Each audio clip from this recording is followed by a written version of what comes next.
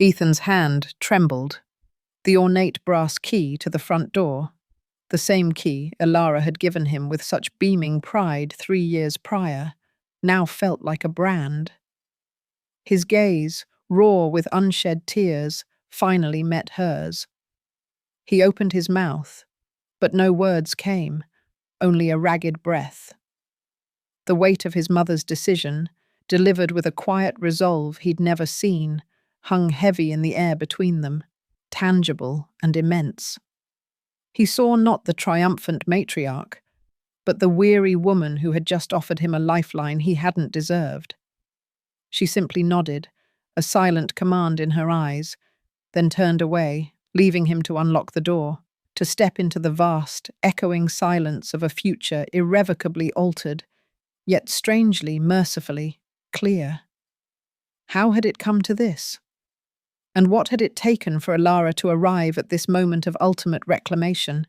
The acrid scent of damp earth and wilting lilies still clung to my dress, a somber shroud that mocked the brilliant Arizona sun I had left behind. My younger sister, Cora, my confidant and the last tangible link to my childhood, was now just a memory beneath a blanket of soil. 6 months of watching her dwindle, of holding her hand as the cancer consumed her, had hollowed me out. I was a vessel, empty and aching, craving the balm of familiarity, a warm hug from my son, Ethan, a steaming cup of Earl Grey, perhaps even a quiet word of comfort from my daughter-in-law, Serafina. Instead, what awaited me was an assault on every sense, a scene so surreal it momentarily detached me from my grief. I pushed open the wrought-iron gate, its familiar squeal echoing my own silent scream, and stopped dead. My vision blurred, not just from the tears that perpetually pricked my eyes, but from the impossible sight before me. My lawn, usually a meticulously manicured expanse of emerald green, was a chaotic tableau of my life's collected treasures. Mismatched stacks of clothes, shoes scattered like discarded leaves, the delicate porcelain tea set my late husband Leo had given me on our 10th anniversary, old record albums from when Ethan, Isabella, and Julian were babies, their tiny faces smiling up from faded covers. And then, there they were, the cherished photographs of Leo, his kind eyes forever smiling from tarnished silver frames, and the hand-knitted shawl, a legacy from my grandmother, its intricate lace pattern a testament to generations of love. Everything, absolutely everything, was piled haphazardly next to the vibrant bougainvillea I had carefully nurtured for decades. Trash. It looked like trash. My purse slipped from my numb fingers, thudding softly onto the pristine flagstones I had laid myself. What? The word was a choked gasp, the air sucked from my lungs. Then, she emerged. Serafina Thorne. She floated out of the pale yellow house, the house I had painstakingly painted with dreams of cheer, a vision of flawless elegance. A silk dress, undoubtedly costing a king's ransom, draped her slender frame. Her auburn hair was a cascade of salon-perfect waves, her nails a pristine blush, her makeup meticulously applied, accentuating eyes that held a glint of something I couldn't quite decipher. She looked as though she had just stepped from the pages of a glossy magazine, while I still bore the grime and grief of a graveside. "Oh, Elara, darling, so glad you're back," she chirped, her voice a syrupy confection that grated against my frayed nerves. "We decided to do a deep clean of the house. You know, all those old things were taking up so much space, and well, they're utterly useless now." My hands began to tremble, a tremor that started in my fingertips and coursed through my entire being. Useless? The word echoed, a poisoned dart. I stared at her, my mind reeling, struggling to reconcile her placid smile with the desecration of my memories. "Old things?" I repeated slowly, my voice barely a whisper. "Serafina, those are my belongings, my children's photo albums, my personal documents, The clothes of my late husband. Oh, yes, I know, she interjected, dismissing my words with a flick of her perfectly manicured hand, as if shooing a bothersome fly. But we simply needed the space in your room. We're going to turn it into the baby's nursery, you see. Didn't Ethan tell you? I'm 3 months along, a punch to the gut. Pregnant. And I was discovering it like this, amidst the wreckage of my life, my belongings cast out onto the lawn. Serafina, I need to speak to Ethan, I managed to stammer, my voice cracking, a fragile thing threatening to shatter. He's at work, Elara. He won't be home until late, she replied, her smile returning, sickeningly sweet. But don't worry. We've left a little spot for you. Come, I'll show you. She took my arm, that feigned familiarity chilling me to the bone, and led me to the back of the house, towards the small utility shed, where we stored garden tools and bags of cement. She swung the door open with a flourish. Ta-da! You can stay here. We cleaned it up a bit, put in a folding bed. It's tiny, but it's enough. But we do need you to be discreet, you know, with the baby on the way. We don't want any stress or people getting in the way. I looked at the room. No more than 6 by 6 feet. It reeked of damp earth and mildew. The sole window faced a dark, oppressive alleyway, admitting only a sliver of grudging light. The folding bed, barely more than a cot, bore a thin, stained mattress. Something inside me snapped.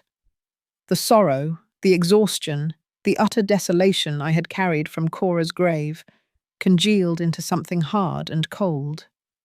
But something else, something deeper, ignited. A spark of fury, slow and incandescent. I met her gaze. Serafina was still smiling, a confident, expectant smile, clearly anticipating my capitulation, my gratitude for this pathetic corner in the house I had bought with 40 years of honest labour.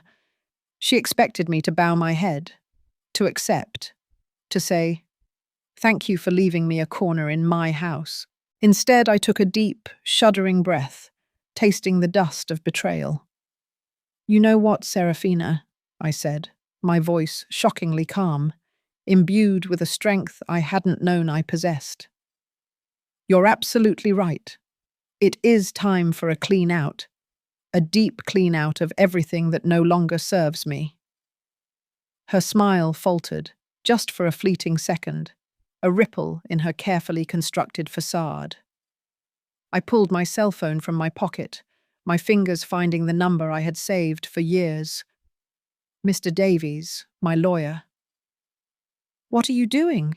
Serafina asked, her fake sweetness dissolving, replaced by a sudden, sharp edge. "Cleaning up," I replied, my gaze fixed on hers, unwavering. "Exactly what you suggested." I dialed the number, listening to the ringing tone. And as I waited for him to answer, I looked Serafina straight in the eyes. For the first time in 3 years, I didn't look away, because in that moment, I understood something profound. I had given that house out of love, but I had never, ever given away my dignity. And they were about to find out who truly called the shots here. My life, which had already split in 2 with Cora's death, was about to shatter and reform. This was not the end, but a ferocious, unyielding beginning. The call connected on the 3rd ring. "Elara, what happened?" Mr. Davies' voice was laced with concern. He knew I had just buried my sister. "Mr. Davies, I need to see you tomorrow morning. It's urgent," I stated, my eyes still locked with Serafina's. Her saccharine smile was gone, replaced by a calculating, dangerous glint. "Are you all right?" he pressed. "No, but I'm going to be," I replied, and hung up, severing the call and, symbolically, the last threads of my old life. Serafina crossed her arms, her earlier composure completely vanished.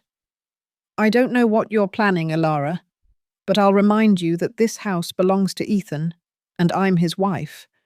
So if you want to stay here, you're going to have to follow our rules." I clenched my teeth, a metallic taste filling my mouth. I wanted to scream.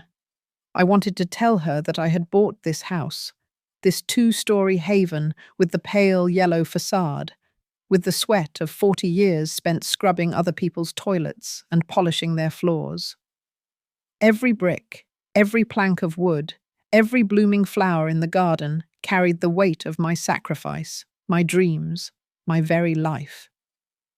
Ethan was barely 25 when I had gifted it to him, a wedding present, a gesture of pure, unconditional maternal love, without asking for a single dollar in return. But I said nothing. My 67 years of navigating a world often indifferent to the struggles of women like me had taught me a crucial lesson. Words without power are just noise. And I needed to reclaim my power first. "Okay," I said simply, the word thin but firm. "I'll stay in the utility room." Serafina blinked, clearly taken aback. She had expected a fight, a tearful plea, a dramatic scene. My quiet acceptance seemed to deflate her. "Oh, good. I'm glad you understand," she said, regaining a sliver of her false bravado. "And another thing, there's no more room in the refrigerator for your things, so you'll have to buy your own food and keep it in your room. We can't be sharing the kitchen at all hours either.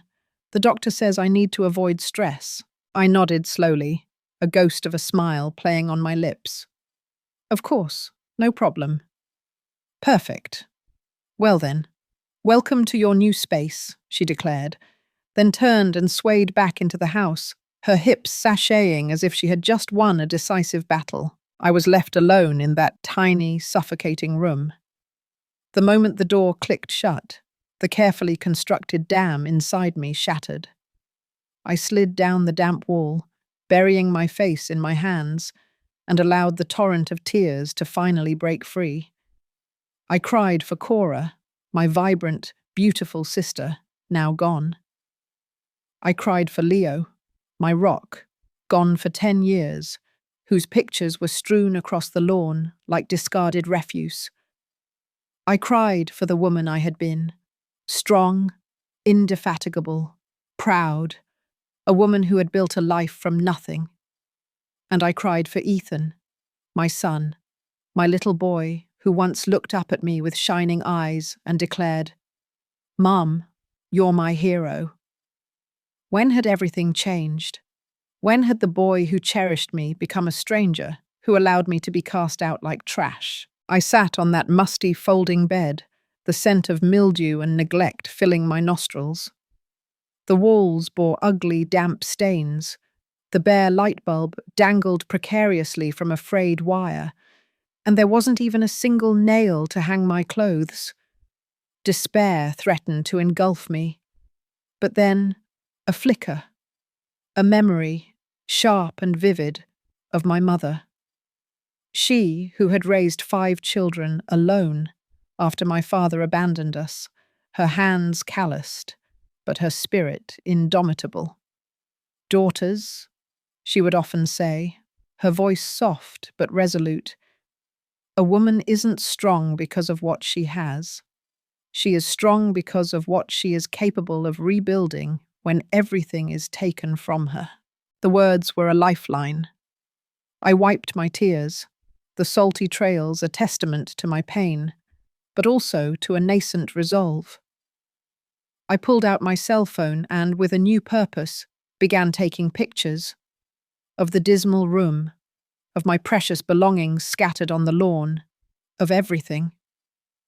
If life had taught me anything, it was that the truth, no matter how self-evident, always needed proof.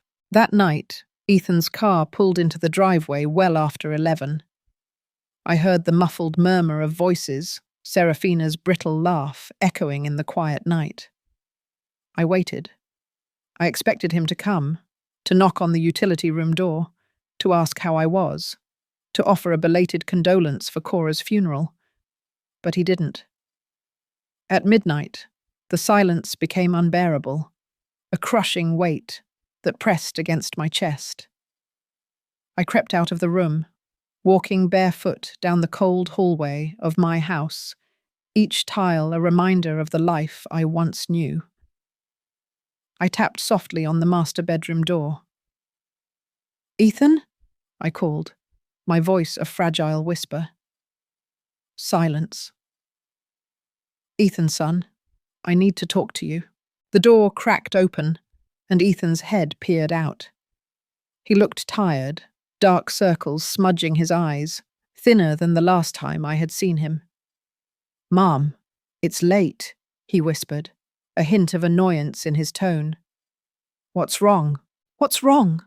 I repeated, my voice finally breaking. "Ethan, they threw all my things on the lawn. They put me in the utility room. And you didn't even tell me Serafina is pregnant." He looked down, shame painting his face. "Mom, I was going to tell you, but you were in Phoenix with Aunt Cora and I just buried my sister, Ethan," I interrupted, the words a bitter torrent. "I just said goodbye to the only family I had left from my generation, and I come home to find I've been treated like trash." "It's not personal, Mom," he said, rubbing his eyes, avoiding my gaze. "We just need the space. With the baby on the way, things have to change." "Change?" I looked at him in disbelief. "Ethan, I bought this house. I gave it to you because I thought you would want me here, that we would be a family. And we are, Mum. But Serafina, she's stressed. The pregnancy has been difficult. The doctor says we shouldn't upset her." "And me?" I asked, a painful lump forming in my throat. "Don't I matter?" Ethan sighed, a sound of weary resignation. "Of course you matter, Mum. But you have to understand. Serafina is my family now, my priority. You always told us yourself that when you get married, your wife comes first." Every word was a stab, twisted in the wound of my heart. "Not like this, son," I whispered, tears finally blurring my vision. "Not like this. Mum, please, we're tired. We'll talk tomorrow, okay? Try to be understanding." And he closed the door. I stood in that hallway, trembling, the cold tiles beneath my feet a stark reminder of my abandonment. My son. My Ethan. The boy whose diapers I'd changed, whom I'd taught to read, whom I'd hugged every time he cried. That son had just closed the door in my face. I returned to the utility room like a ghost, but I didn't cry anymore. Something inside me had hardened. The sadness was morphing into something else, something sharp and potent. Determination, silent fury, the absolute certainty that this could not, would not, be left like this. Sitting on that flimsy folding bed, I opened the nightstand drawer. Inside, tucked beneath a worn Bible, was something no one knew I had. An old, leather-bound notebook. For years, I had meticulously kept a record of all the house expenses since I had given it to Ethan. It wasn't about control. It was a habit from my years of managing a household on a shoestring budget, a practice rooted in my deep-seated belief that every dollar counted, especially when you grew up poor. I began to turn the brittle pages, and what I saw froze my blood. But it also gave me the first, crucial weapon I needed to fight. What I discovered that night, in the oppressive silence of that damp utility room, changed everything. And the worst part was, they had no idea what was coming. The notebook trembled in my hands, its pages whispering accusations. It was 2 a.m. The utility room was utterly silent, save for the maddening, rhythmic drip of a leaky faucet somewhere in the house. A sound that mirrored the slow, steady drip of my heart as it filled with dread. I turned the pages slowly, my pulse quickening with every line I read. When I had gifted the house to Ethan, I had asked for one simple thing. Son, I just want you to keep me updated on the important expenses. Not to control you, but because this house is your asset, and assets need to be taken care of. He had agreed readily. For the first year, he would show me receipts, discuss repairs. We were a team. But since his marriage to Serafina, everything had changed. He grew distant, evasive about finances, citing stress from his job. I, distracted by Cora's illness, had let it slide. A monumental mistake. I looked at the numbers again, a cold wave of nausea washing over me. In the last 8 months, huge transfers had been made from the family bank account. I had access to the bank statements because Ethan, in a gesture of transparent trust years ago, had given me a debit card for emergencies.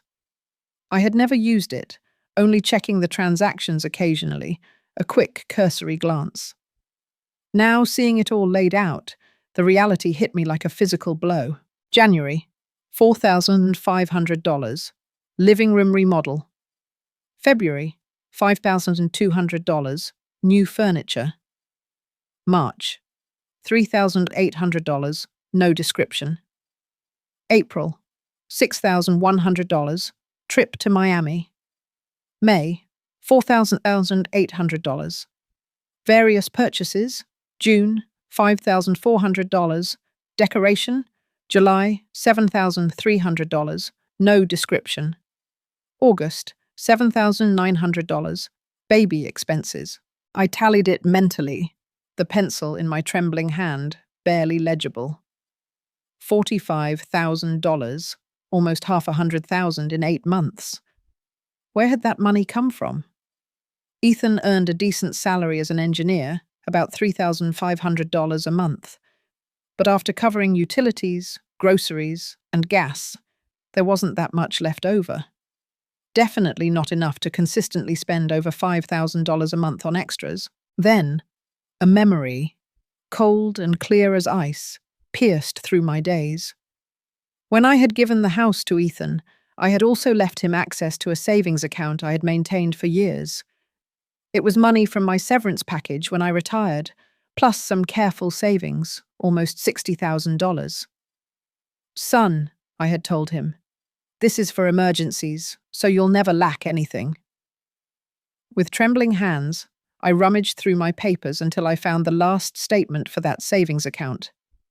I opened it, and my world truly collapsed. Current balance, $8,954. Out of $60,000, only $8,900 remained. The room spun. I had to sit on the floor, leaning against the damp, cold wall, fighting for breath. More than $50,000 gone in less than a year. And I had no idea, because I was busy tending to my sick sister in Phoenix, because I trusted my son, because I never ever thought they would do something like this to me. But the money wasn't the worst part. The worst part was realizing they had used me. They had kicked me out of my house. They had taken my space. They had humiliated me with the very money I had given them. I pushed myself up from the floor, my legs still shaking, but a new resolve hardening my spine. I walked to the room's grimy window. Outside, in the dark alley, I could see the faint glow from my neighbour's kitchen. Mrs. Albright. She always woke early to make her famous biscuits, selling them before dawn from her little window. She was an older woman like me, a widow like me, a woman who had worked her whole life to raise her children. And in that moment, I needed to talk to someone. I pulled on a threadbare robe over my nightgown and slipped quietly out of the house. I walked the 20 yards that separated my house from hers, the cool night air biting at my exposed skin. I knocked gently on her kitchen door.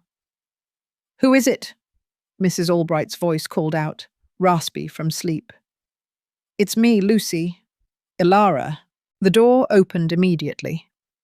Mrs. Albright looked at me with concern, her kind eyes crinkling at the corners. She knew I had just returned from the funeral. Honey, what are you doing up at this hour? Come in, come in. I entered her small, warm kitchen. It smelled of fresh dough, of hot griddle, of freshly brewed coffee. It smelled like home, what my house used to smell like. Coffee, she offered, pouring me a steaming mug without waiting for an answer. I sat at her old, worn wooden table, and then I couldn't hold it in anymore. The tears started to fall again, this time tears of bitter realization, not just grief. Lucy, I whispered, my voice raw, I need you to tell me the truth. Have you seen anything strange at my house these past months? She sat across from me, taking my hands in hers, her grip surprisingly strong, her hands rough and calloused from years of baking. Honey, I didn't want to say anything, knowing you were with your sick sister. But yes, I've seen things. What things? Mrs. Albright sighed deeply, a sound heavy with unspoken worry. Your daughter-in-law, Serafina, she doesn't work, right? No. Ethan says she doesn't need to work, that he earns enough. Well, honey, that girl changes cars every 2 weeks. It's not the same one. I've seen a red car, a white one, a grey one. And the bags she takes out of the car, they're from those expensive stores at the mall, the ones that cost thousands of dollars. A chill snaked down my spine. And Ethan? I see your son leave very early and come back very late. He looks tired, honey. Very tired and thin, like he's not eating well. Anything else? Mrs. Albright hesitated, then spoke in a lower voice, like someone sharing a painful secret. The other day, I saw them sell your furniture. The old ones. The ones you had in the living room. The carved wood ones. Some guys came in a truck and took them away. Your daughter-in-law was there, smiling, counting bills. The coffee cup fell from my hands.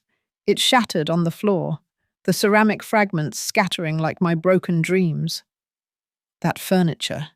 That damned furniture. It was my mother's inheritance, pieces that were over 70 years old. Furniture my grandmother had brought from Philadelphia when she moved to the city, each curve and carving a testament to family history. Furniture that was worth a fortune, not just in money, but in memory. And Serafina had sold it as if it were trash. How long ago was that? I asked in a dead voice, the shock momentarily numbing me. 2 weeks ago, honey. When you were in Phoenix. I remained silent, the shards of the cup a metaphor for my shattered life. Mrs. Albright got up to sweep the broken pieces, but I barely heard her. In my head, the pieces of the puzzle were starting to come together with horrifying clarity. The missing money, the excessive spending, the sold furniture, my clothes thrown on the lawn, the utility room. Serafina wasn't just kicking me out of the house. She was erasing me. Erasing my history, my memories, my very existence. And my son was letting her do it. I returned to the utility room as dawn was breaking, the first tentative rays of sun painting the sky in pale hues.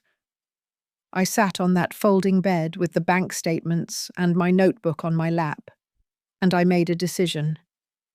If they wanted to play this way, I would play too, but by my own rules, because they didn't know something very important. They didn't know that the house was still in my name.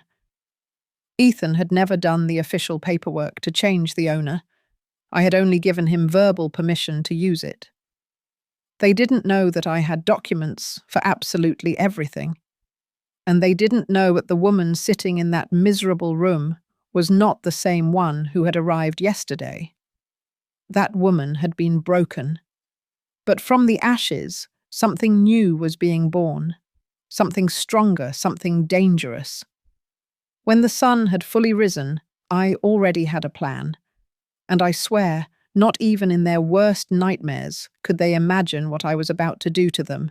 At 9 o'clock sharp, I was knocking on the polished oak door of Mr. Davies's office. I had washed up in the utility sink in the yard. Serafina had locked the door to the main bathroom, ostensibly so I wouldn't waste her hot water. I had put on my best black dress, the same one I'd worn to Cora's funeral, a silent act of defiance and remembrance. My hair was carefully styled, pulled back into a firm, elegant bun, because I had learned something over all these years.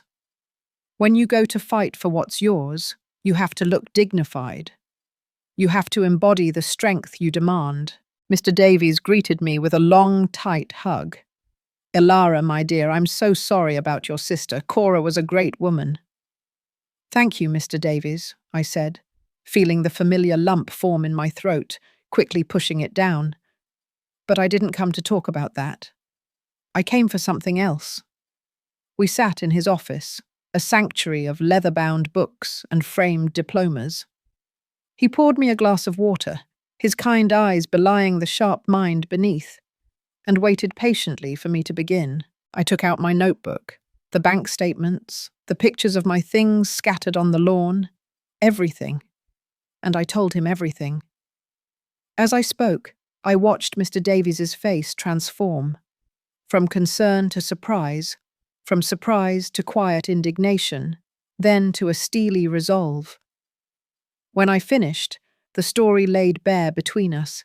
He leaned back in his chair, rubbing his chin thoughtfully.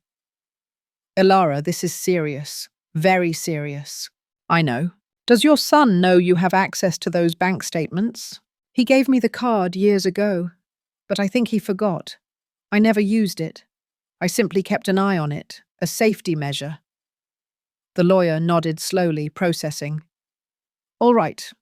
Let's take this one step at a time. First, the house. Do you have the deed?" "Yes, here it is." I took the document out of my bag, its crisp paper a physical anchor of my truth. I had guarded it like a treasure. He reviewed it carefully, turning each page with professional attention, his brow furrowed in concentration. And then a slow, knowing smile spread across his face. It wasn't a smile of joy, but the precise, analytical smile of a brilliant strategist. "Elara, do you know what we have here?" "What?" "The deed is still 100% in your name. Ethan never made the official change of ownership with a notary public." My heart skipped a beat, a surge of adrenaline coursing through me. "But I gave it to him as a gift." "Yes, but legally, a gift of real estate requires a formal act before a notary. You gave him permission to live there. You gave him what we call in law a tenancy at will. Basically, you lent him the house, but the house is still yours. Legally." For the first time in days, a fragile tendril of hope unfurled in my chest. "So that means what?" "That means you can revoke that permission whenever you want. It's your property. They are, legally speaking, your tenants without a contract, without permanent possession rights." I remained silent, processing this astonishing, powerful information. "And the money?" I asked, the raw wound of betrayal still fresh. "The $45,000 that disappeared." The lawyer reviewed the bank statements again, his expression grave. "There's something very interesting here. Look at these transfers. Many were made with an electronic signature. Did you authorize these transactions?" "No, never. Not a single one." "And Ethan has full access to the account?" "Yes, because I gave it to him when I lent him the house. I wanted him to have a financial backup." "But did you sign any document making him a co-owner of the account?" I thought carefully. "No, he just has a linked debit card, but the account is in my name, solely in my name." Mr. Davies clasped his hands on the desk, his gaze unwavering. "Elara, this is delicate. If Ethan made those transfers without your explicit authorization, it could be considered misappropriation of assets. Technically, it's family fraud." The words fell on me like stones. Fraud. My own son. I don't want to send him to jail, Mr. Davies, I said quickly, the maternal instinct, however wounded, still present. I just want things to be fair. And they will be. But you need to regain your negotiating power. And for that, we need to make some moves. He took out a fresh notepad and began to write, his pen scratching purposefully across the paper. Here's what we're going to do. First, today, we are going to change all the passwords to your bank accounts. You will be the only one with access. I nodded, a fierce determination replacing the lingering fear. Second, we're going to make an official inventory of everything that was in that house when you gave it to Ethan, including that antique furniture they sold. You are going to formally report the unauthorized sale of your property. Can I do that? Of course you can, because you never took your name off the deed. Legally, everything in that house was still yours. I felt the strength return to my body, a slow, steady surge. Third, we are going to formally notify Ethan that he must vacate the property in 30 days, or, alternatively, sign a formal lease agreement with monthly rent and very clear clauses. Rent? I asked, surprised, the word feeling strange and harsh. To my own son? The lawyer looked at me with those wise eyes that had seen 1,000 cases like mine. Elara, your son kicked you out of your house, put you in a utility room, spent your money without asking, sold your mother's furniture. Do you really think he deserves to continue living there for free? He was right. Completely right. And if he refuses? I asked, my voice hardening. Then we start the eviction process. And believe me, with the evidence you have, a judge will rule in your favor in less than 3 months. I stared out the office window. Outside, Chicago was bustling with its normal rhythm. Traffic humming, people rushing to work, street vendors hawking their wares, the everyday symphony of life. And there I was, in a quiet office, about to completely change the course of my life, to dismantle the very family structure I had built with such love. Is there anything else? Mr. Davies asked, pulling me from my thoughts. Do you have other assets, properties, accounts? I thought carefully. Yes, I have a small apartment in the old factory district. It was Leo's. We've been renting it out for years. How much do you rent it for? $1,800 a month. And where does that money go? To a different bank account, one I opened years ago for the apartment's maintenance expenses. Ethan doesn't know about that account. Mr. Davies smiled broadly, a genuine, reassuring smile this time. Perfect. So you have your own income. That changes everything. It means you can live independently if you decide not to go back to that house. The idea hit me like a lightning bolt. Live alone, at 67 years old, after a lifetime of taking care of others. Mr. Davies, I don't know if I can— Elara, he interrupted me, his voice firm but kind. What do you want? Really, in the bottom of your heart, what do you want? I fell silent. What did I want? I wanted my son to apologize to me. I wanted him to treat me with the respect I deserved. I wanted to get my house back, my space, my dignity. But more than anything, I wanted them to understand that I was not a burden. I was not an old piece of furniture that could be thrown away. I was not a nuisance to be gotten rid of. I was Elara Vance, Leo's widow, a woman who had worked for 40 years without a break, a mother who had raised 3 children alone after being widowed. A woman who deserved respect. I want justice, I said finally, the words ringing with newfound clarity. I want them to learn that you can't treat people like that, especially your own mother. Mr. Davies nodded. Then we're going to give you exactly that. But Elara, I need you to be prepared. This is going to hurt. There will be tears, screams, pleading. Ethan is going to try to make you feel guilty. Serafina is going to make up stories. They're going to say you're a bad mother, that you're selfish, that you're crazy. They already say all of that to me, I whispered. But now it's going to be worse, because now you're fighting back. And when you fight back, people show their true colors. I took a deep breath, steeling myself. I'm ready. Are you sure? I thought of my mother's furniture, sold like trash. I thought of the missing money. I thought of the damp, dark utility room. I thought of the door slammed in my face. Yes, I said, my voice firm and unwavering. I'm sure.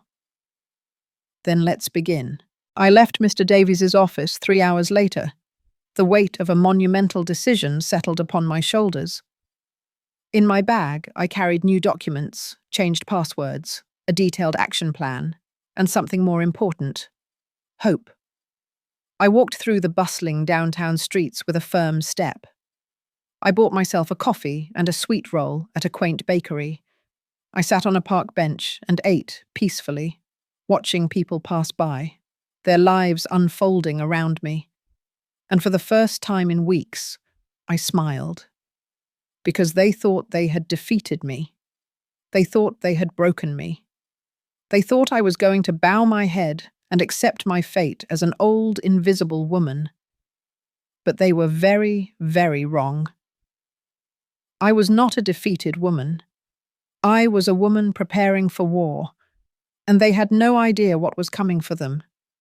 Ethan and Serafina were about to get the surprise of their lives, and I was going to be there to see it all. I returned to the house around 6 in the evening, carrying 3 grocery bags. I had bought what I needed to prepare food in the utility room: a small electric grill, disposable plates, a small pot, some basic groceries. If they wanted me to live like a tenant, I would do so, but with dignity. When I entered, I heard voices in the living room, many voices, an unusually boisterous gathering. I peeked in carefully. Serafina was there, dressed up as if for a magazine, in a pale pink dress that must have cost thousands of dollars, her face glowing with feigned hospitality. Next to her were her parents, Alistair Thorne, a burly man with a precisely trimmed moustache and an air of self-importance, and Genevieve Thorne, a thin, elegant woman who always looked at me as if I were something stuck to the sole of her expensive shoe. Ethan was also there, dressed in a crisp shirt and dress pants, looking uncomfortable, subtly tugging at his collar as if it were choking him.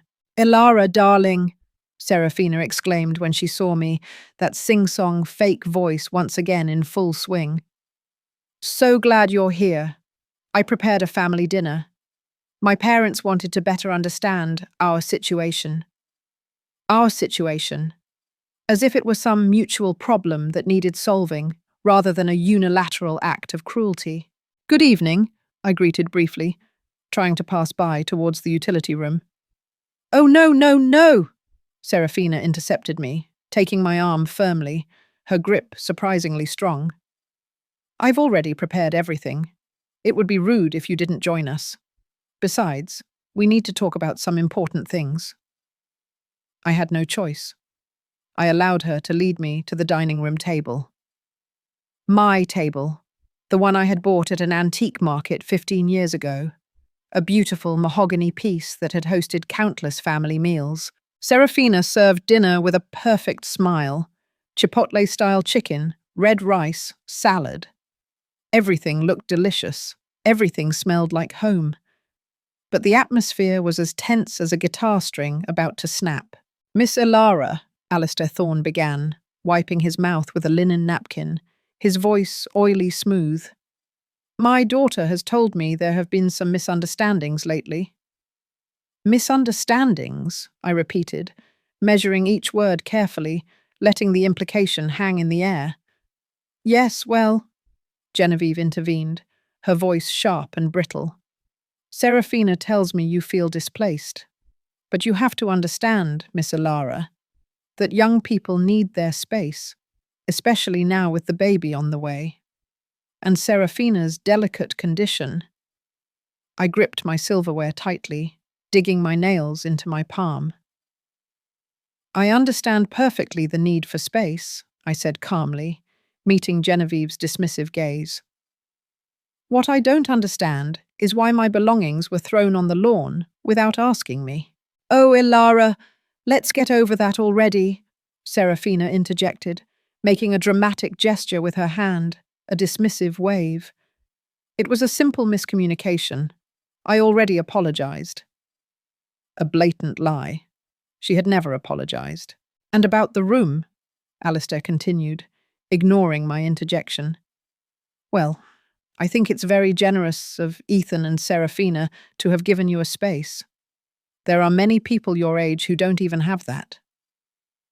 People my age. As if I were a burden, a nuisance, a beggar grateful for crumbs. Ethan said nothing, just ate in silence, his gaze fixed on his plate, avoiding my eyes. Besides, Genevieve added, her tone oozing condescension, at your age, you should be thinking about making things easier for everyone. There are very nice retirement homes, with nurses, activities, people your age. Wouldn't that be more comfortable? There it was, the real reason for this carefully orchestrated dinner. They wanted to convince me to go to a nursing home. I looked at Ethan. My son still didn't look up, his silence a profound betrayal. Ethan, I said in a firm voice, cutting through the thick tension. What do you think about this? He finally looked up. His eyes were tired, empty, devoid of the sparkle I once knew. Mum, I just want everyone to be okay, for there to be peace. Peace? I repeated, a bitter laugh escaping my lips. You're asking me for peace while you're planning to send me to a nursing home? It's not a nursing home, Ilara, Serafina intervened quickly, her voice a rush. They are luxury retirement communities with gardens, with… I'm not interested, I interrupted her, the words like a steel trap. Silence fell over the table like a tombstone. Alistair cleared his throat uncomfortably. Miss Ilara, I understand this is difficult for you, but you have to be realistic. Ethan and Serafina are building their family. And you, well, you've completed your cycle. You've raised your children. Now it's time for them to live their lives. Every word was a slap, cold and stinging, but the worst was yet to come. And on the economic issue, Genevieve continued, her tone shifting to one of discussing mundane business. Serafina mentioned there were some confusions with the bank accounts. There it was. The real, underlying reason for this dinner. They had realized they could no longer freely withdraw money. There were no confusions, I said in a clear, unwavering voice. I simply changed the passwords to my accounts, as I should have done from the beginning. Serafina dropped her silverware with a theatrical crash, her eyes wide with feigned outrage. You see, Ethan, I told you your mother was acting strangely. Why would you do that, Ilara? That money is for the family. That money is mine, I said, feeling my blood boil, my composure finally fraying at the edges. Money I saved for 40 years, money you spent without my permission, $45,000 in 8 months. What did you spend it on, Serafina? Serafina's face drained of colour, then flushed crimson, then mottled purple with fury. How dare you? How dare I echoed, standing up from my chair, my table. Ask for an accounting of my own money? Ask why you sold my mother's furniture without my authorization. Question why you treated me like trash when I arrived from my sister's funeral, my heart broken. Ilara, please. Ethan also stood up, his hands outstretched, a desperate plea in his eyes. Don't do this. Not in front of them. Not in front of them? I looked at him incredulously.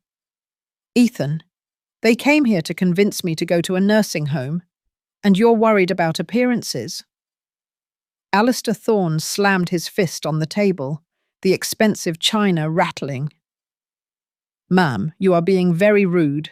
We came as a family to find a civilized solution. Civilized? I let out a bitter, cutting laugh. Is throwing my things on the lawn civilized? Is selling my mother's belongings civilized? Is taking $45,000 from me without asking civilized? That money was for the house, Serafina shouted, all pretense of sweetness gone, her voice shrill and ugly. To improve the house, to make it worth more. This house is already worth plenty, I said, pronouncing each word carefully, slowly letting them sink in. And it's still mine. The silence that followed was absolute, heavy, suffocating. Serafina blinked in confusion, her mouth agape. What? You heard me. This house is in my name. We never did the official deed change. Ethan lives here by my permission. A permission I can revoke whenever I want. I watched the colour drain from Serafina's face, leaving it pasty white. Alistair and Genevieve looked at each other in naked panic. Ethan slumped back into his chair, covering his face with his hands, his body language a picture of utter defeat. No, it can't be, Serafina whispered, her voice barely audible. Ethan told me the house was his. He promised me before we got married. Well, he lied to you, I said coldly, the truth slicing through her delusion. Or he simply never did the paperwork.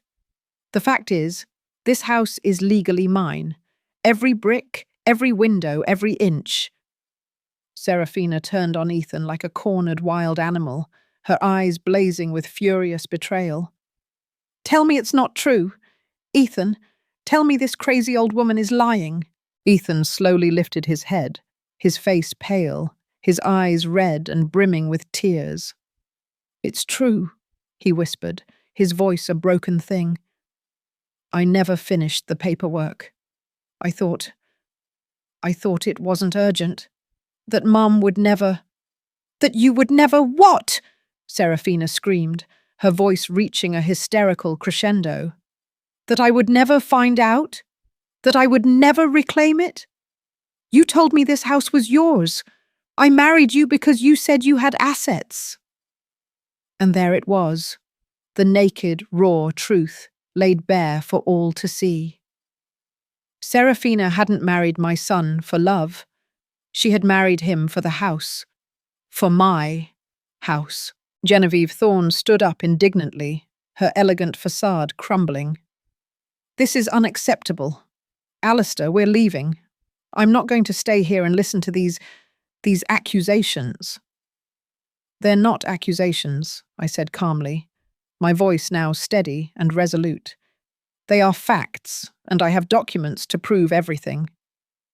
Alistair pointed his finger at me, his face contorted in a sneer. You are a bad mother. A real mother wouldn't do this to her son. Those words hurt.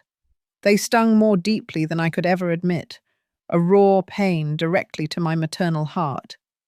But I wasn't going to let them control me anymore. A real mother teaches her children to respect, to value, to be honest. I did all of that. If Ethan didn't learn, it's not my fault. It's his. I turned and walked towards the utility room. Behind me, I heard chaos erupt, Serafina crying hysterically, Genevieve screaming insults, Alistair demanding explanations, Ethan trying, uselessly, to calm everyone down. I closed the door to the room and leaned against it, trembling, but not from fear. It had been the toughest confrontation of my life, but also the most necessary. And it was just the beginning. That night, around 11, I heard violent banging on the room door. Ilara, open up. We need to talk. It was Ethan. I didn't open it. Ilara, please. Serafina is very upset. The doctor said she can't get stressed because of the baby. I still didn't open it. What do you want me to do? Beg for your forgiveness on my knees? Cry? Tell me what you want and I'll do it. But please, don't take the house from us. I threw the door open. Ethan was a mess. His hair disheveled, his eyes red and swollen, his shirt wrinkled. And for the first time, I felt no pity. I felt only a profound, aching disappointment. "Ethan," I said in a calm, flat voice, "I'm going to tell you something, and I want you to listen carefully. I never wanted to take anything from you. I gave you this house out of love. I gave you my money out of generosity. I gave you my space for family." "I know, Elara. I know, but you treated me like trash. You humiliated me, you stole from me, you lied to me. And when I came back broken from my sister's funeral, you threw me out on the street. It was Serafina's mistake. I didn't know that You knew." I raised my voice, a rare surge of raw emotion. "You knew and you did nothing. You closed the door in my face. You told me she was your priority. You told me to understand. It's just, she's my wife, Elara. I have to support her. And what am I? Trash? A burden to be gotten rid of?" Ethan fell to his knees in front of me, sobbing, his body racked with tremors. "Forgive me," he choked out. "Forgive me, Elara. I was a coward. I was a bad son. But I'm begging you, don't leave us on the street." I looked at him there, kneeling, crying, and something inside me broke, but not from pain, from clarity. This wasn't my little boy anymore. This was a man who had made his choices, and he had to live with the consequences of his choices. "I'm not going to leave you on the street," I said finally, my voice still firm, devoid of softness. "But things are going to change drastically. Tomorrow, you're coming with me to Mr. Davies' office, and we are going to sign a contract with clear rules. Whatever you say, Elara. Whatever you say. And Serafina is going to pay back every dollar she spent of my money. Either she pays it, or you pay it. But it will be paid." Ethan nodded desperately, tears streaming down his face. Yes, whatever. Now go. I'm tired." He got up slowly. Before he left, he looked at me with the wide, sad eyes of a beaten puppy.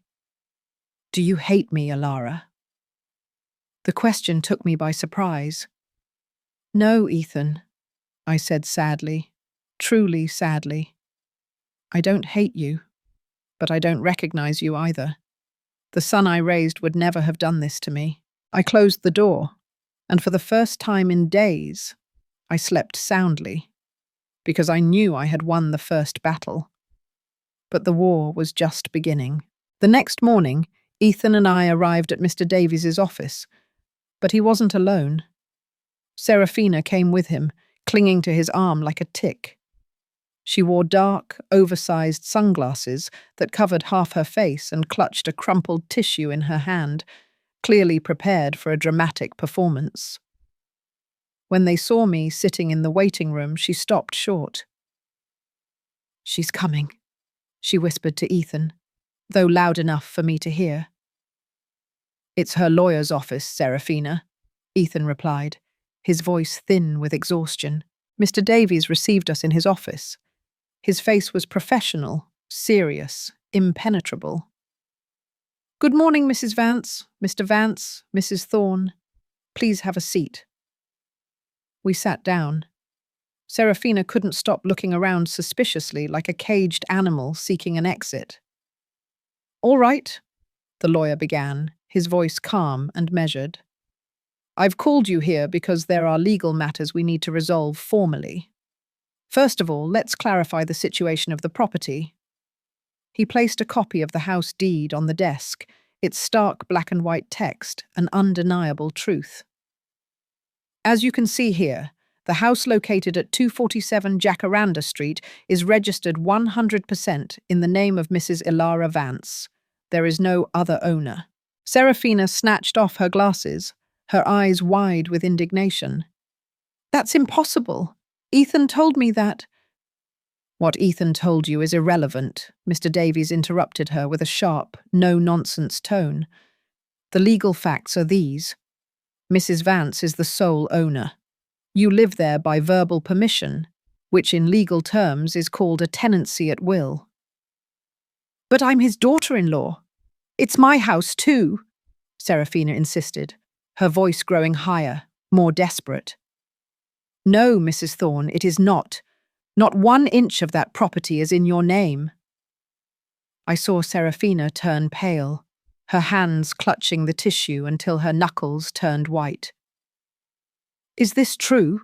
Ethan asked in a trembling voice, looking at me, then at Serafina. My son lowered his head, his face a mask of shame. Yes. And when were you planning on telling me? Serafina shrieked, jumping to her feet. I thought we would sort out the paperwork after the wedding, but with work and… I don't care about your excuses, Serafina shouted, her voice laced with venom. You told me you owned a house. You promised me. Serafina, calm down. Please think about the baby, Ethan pleaded. The baby? She scoffed, a sneer twisting her lips. Right. The baby who's going to be born in a house that isn't even yours. Mr. Davies tapped the desk gently, his gaze stern. Ma'am, please sit down. There are more matters to discuss. Serafina slumped back into the chair, breathing heavily, her charade of composure utterly shattered. Second matter, the lawyer continued, his voice utterly devoid of emotion. The unauthorized withdrawals from Mrs. Vance's bank accounts. He placed the bank statements I had given him on the desk, each page a testament to their betrayal. In the last 8 months, a total of $45,300 has been taken from these accounts. Mrs. Vance never authorized these transactions. I didn't take that money, Ethan defended himself immediately. The transfers were made with the card that is in your name, the lawyer cut him off, his voice firm. That makes you legally responsible. But it was Serafina who used the card. I lent it to her because she said she needed… What? Serafina stared at him, her eyes wide with a new kind of fury. Now you're going to blame me? You were the one who bought the new furniture, who organized the trip to Miami, who spent $6,000 on clothes. Because you told me we had money, that your mom had given you all that. I said she lent it to us, not that she gave it to you. Watching them fight like this, accusing each other, should have given me satisfaction, a sense of vindication. But it only brought a profound sadness, a confirmation of the depth of their dysfunction.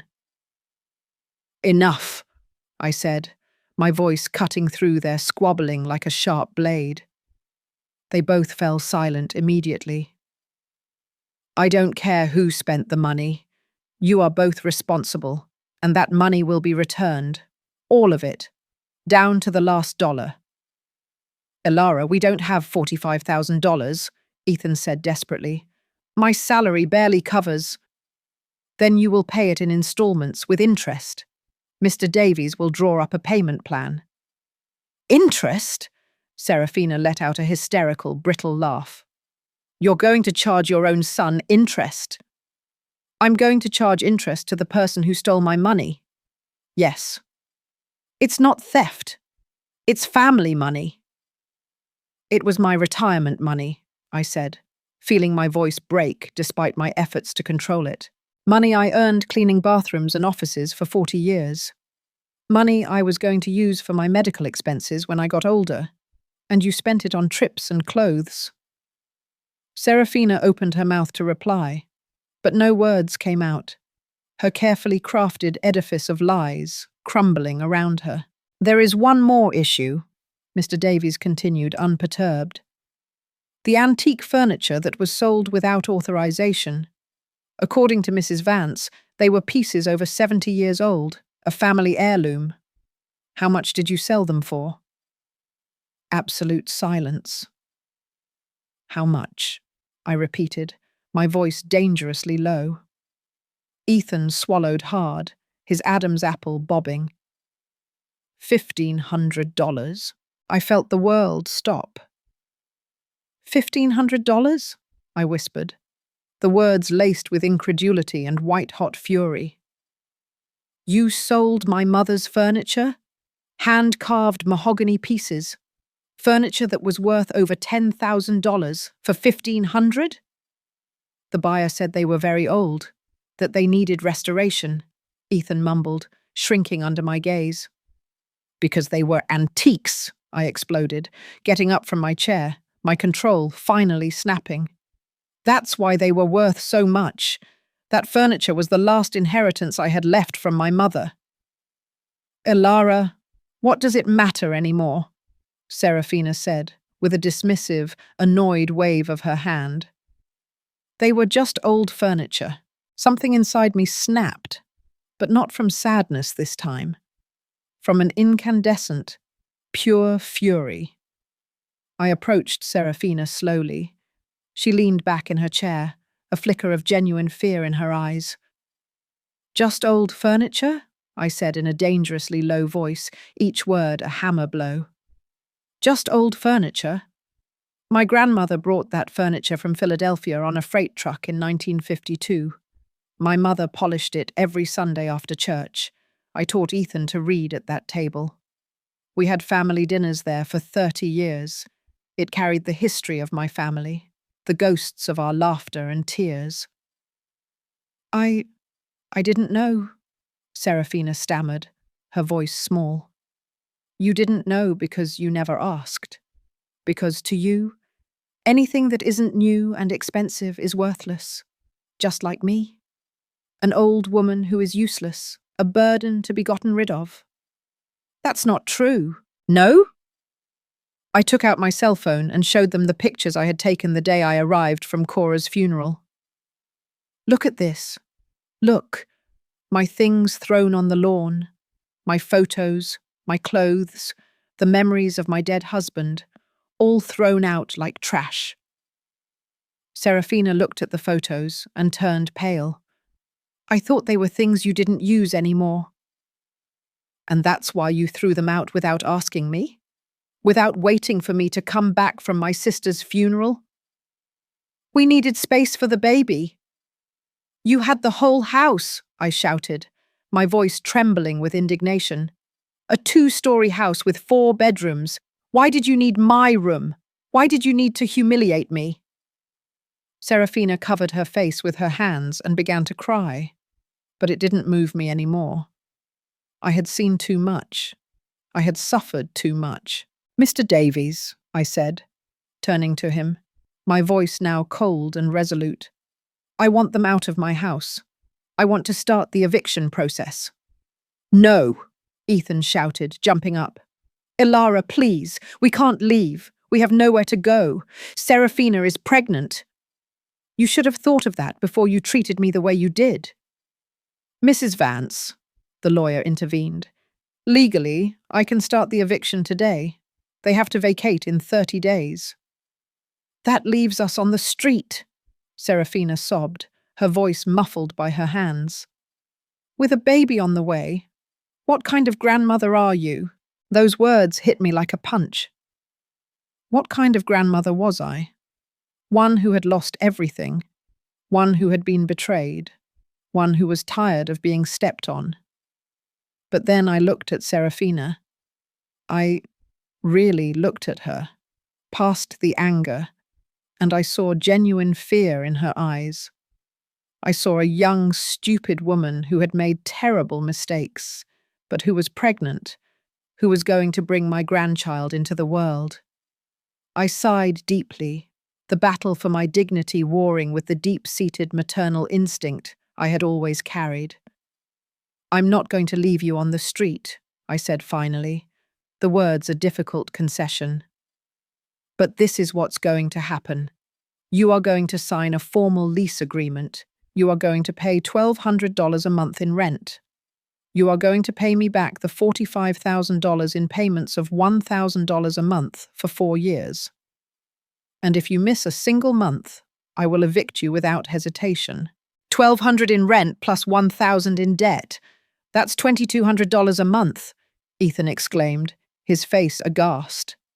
"We won't be able to afford it." "Then Serafina will have to get a job like the rest of the world." "I worked until my 8th month of pregnancy with Ethan, cleaning floors on my knees, so don't give me any excuses." Serafina looked at me with pure, unadulterated hatred. "You'll regret this," she hissed. "When your grandchild is born, you won't meet him. We won't let you near him. You'll die alone and bitter." Her words hurt, a deep, poisonous sting, but they weren't going to control me anymore. "If that's my cross to bear, I'll bear it," I replied, my voice unwavering. "But I will never be a slave in my own house again." Mr. Davies prepared the documents right there, his efficient movements a stark contrast to the emotional maelstrom in the room. Ethan signed them with trembling hands. Serafina refused to sign at first, but Ethan, his own desperation overriding her stubbornness, forced her to, whispering pleas and threats. When we left the office, they drove away in their car without saying a word to me, a stony silence heavy between them. I stood on the sidewalk, breathing the fresh morning air. I had won, yes, but I didn't feel victorious. I felt empty, shattered because I had gotten my house back, but I had lost my son, and I didn't know if I could ever forgive myself for that. But the story doesn't end there, because 3 days later something happened that changed everything again. And this time it was worse than I ever imagined. 3 days after signing the contract, I woke up in the utility room with a pain in my chest that wasn't normal. It wasn't sadness. It was something physical, real, terrifying. A pressure squeezing me as if someone were wringing my heart with their hands. I tried to get out of bed, but my legs wouldn't respond. I couldn't get air into my lungs. The room started to spin, the mildewed walls closing in. "Help!"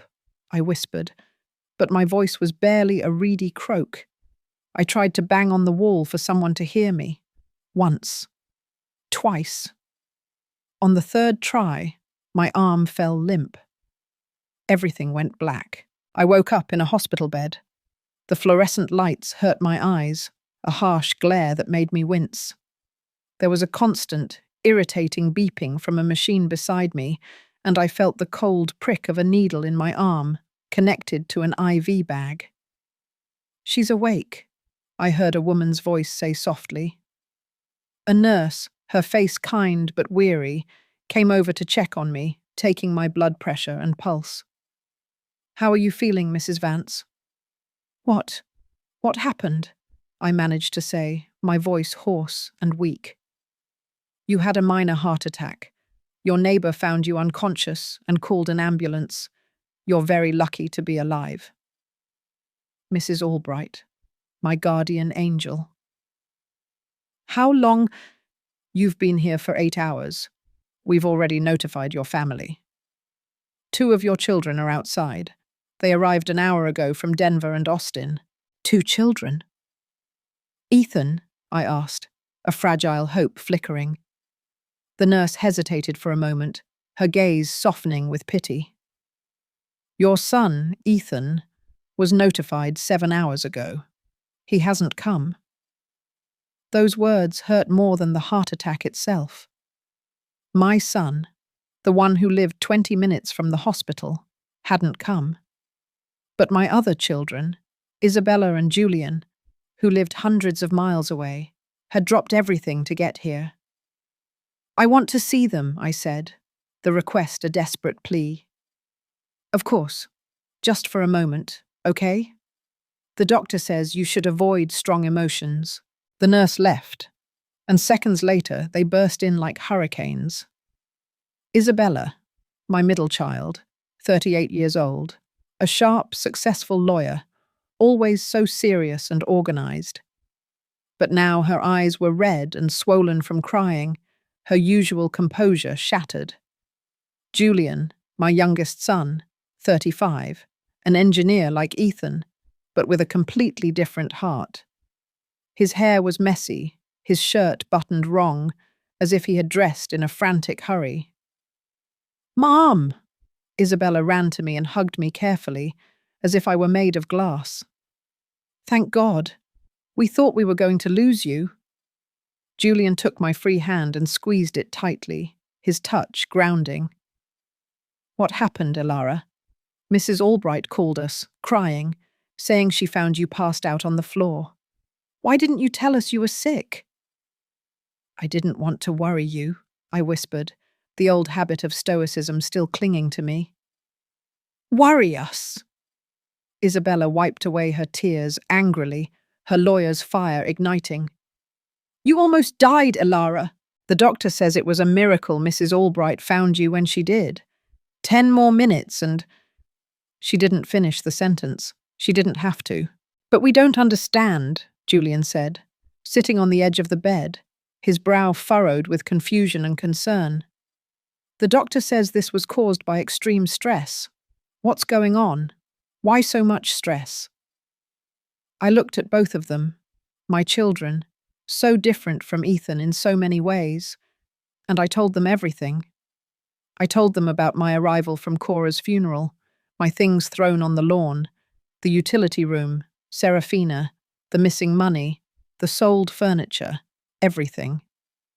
As I spoke, I watched my children's expressions change, from concern to disbelief, from disbelief to horror, from horror to absolute fury. "What?" Isabella shouted, jumping up, her voice vibrating with rage. "Ethan did what? I'm going to kill him." Julian stood up too, his face a thundercloud. "I'm going to go right now, and I'm going to—" "Julian, no!" I stopped him with what little strength I had. "It's already been handled. We've signed a contract with Mr. Davies." "Mr. Davies knows about this?" Isabella asked, her professional instincts kicking in. "Yes, he's helping me." Isabella immediately took out her cell phone. "I'm calling Ethan right now." "Wait." I tried to stop her, but she was already dialing. We waited. 1, 2, 3 rings. Voicemail. Isabella called again. Voicemail again. "He's rejecting my calls," she said in a dangerous, low voice. "That damned coward is rejecting my calls." Julian tried too. Same result. "Elara," Isabella said, putting her phone away with jerky, angry movements.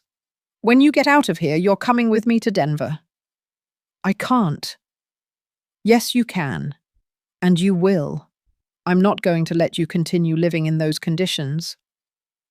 "I don't live in the utility room anymore," I explained, my voice regaining some strength. "I rented a small apartment with the money from the rent of the building in the old factory district." "What building?" Julian asked, confused. "One I inherited from your father. We've been renting it out for years. You didn't know because I always saved that money for emergencies." My children looked at each other, their faces a mixture of surprise and exasperation. "Elara," Julian said slowly, "how many more secrets do you have?" "They're not secrets. They're precautions. You learn to take care of yourself when you're a widow." Isabella sat down next to me again, taking my hand in both of hers, her anger tempered by concern. "Elara, listen to me carefully. Ethan has no right to treat you like this.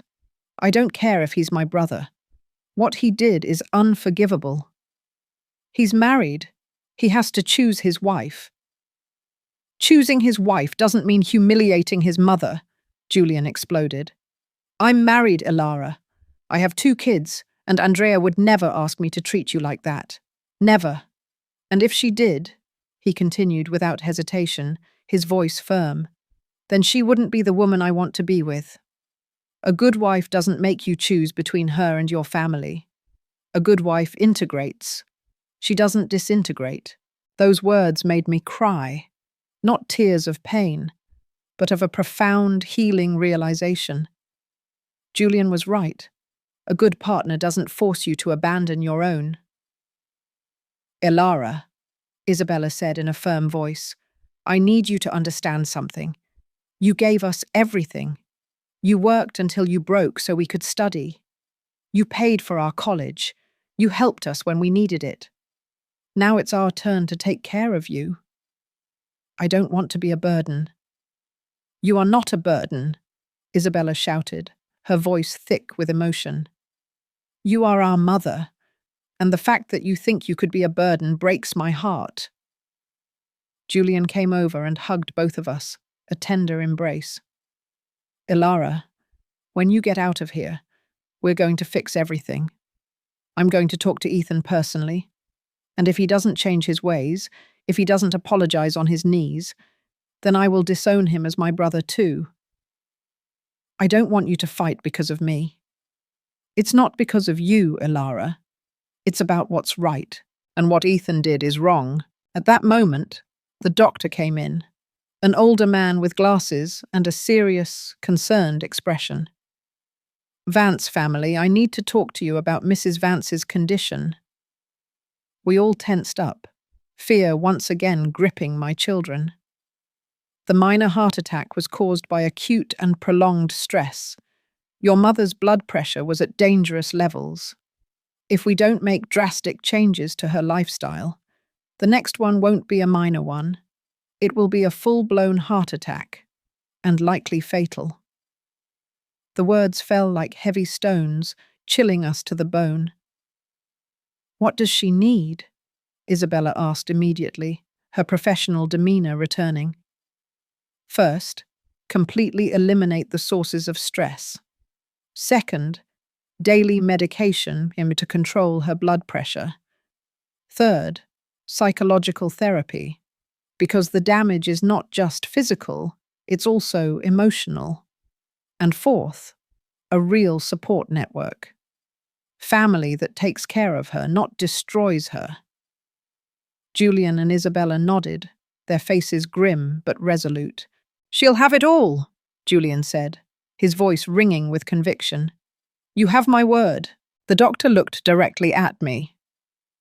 Mrs. Vance, what is causing you the most stress right now? The question took me by surprise, yet the answer was crystal clear. I thought of Ethan, of Serafina, of the utility room, of the sold furniture, of the humiliation. My eldest son, I said finally, my voice raw, and the situation with him. Then, by medical prescription, I recommend that you temporarily cut contact with that situation for at least 3 months. You need to heal, and you can't heal if you keep getting wounded. Those words were like a release, a powerful validation of what I intuitively knew. A doctor was giving me permission to step away, to take care of myself, to set boundaries without guilt. I'll do it, I said. Isabella squeezed my hand. And we will be with you every step of the way. I left the hospital 2 days later. Isabella stayed with me in a nearby hotel. Julian had to go back to Austin for work, but he called 3 times a day. Ethan never showed up. Not a call, not a message, nothing.